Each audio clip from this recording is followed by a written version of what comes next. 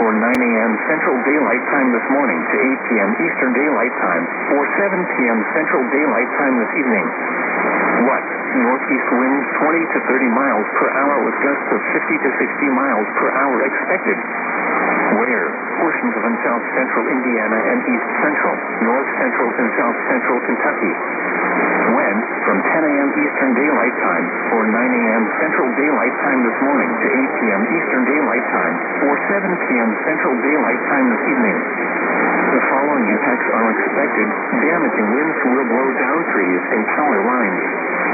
Widespread power outages are expected. Travel will be difficult, especially for high-profile vehicles.